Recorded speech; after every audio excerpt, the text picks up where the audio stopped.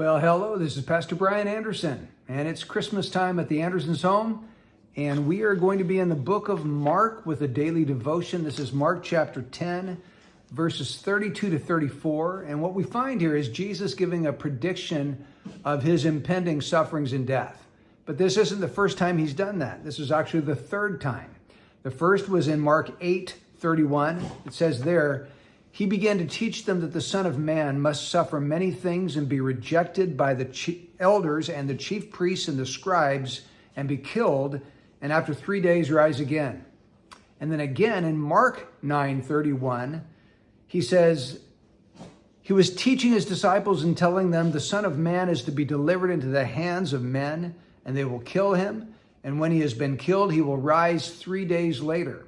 And then finally, in Mark chapter 10, verse 33, Jesus said, behold, we are going up to Jerusalem, and the Son of Man will be delivered to the chief priests and the scribes, and they will condemn him to death and will hand him over to the Gentiles. They will mock him and spit on him and scourge him and kill him, and 3 days later he will rise again. Now notice in the first two predictions, Jesus only says that he's going to die and he's going to rise again 3 days later. In the last prediction, he gives a bunch of new details. For example, he says that the Gentiles are going to kill him in Jerusalem. That's new information, Jerusalem. That the religious leaders are going to condemn him and then hand him over to the Gentiles. And it's the Gentiles that are going to mock him, spit on him, and scourge him, and then finally kill him.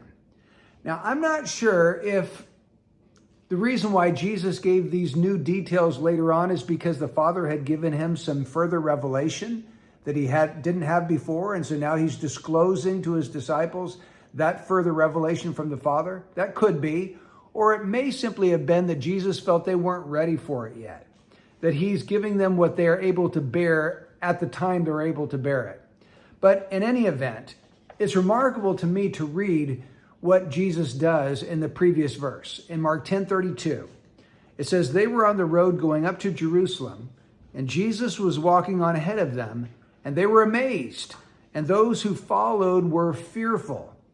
So Jesus' countenance must have been marked by utter seriousness and utter determination to do the Father's will. And in this, I think he's left us an amazing example of what it means to follow God and to follow the Father. May we follow his example. May we go and do likewise, just as our Master has done. Following him, doing his will, no matter what the cost is, because it is pleasing in his sight. Hope that encourages you today. May God richly bless you.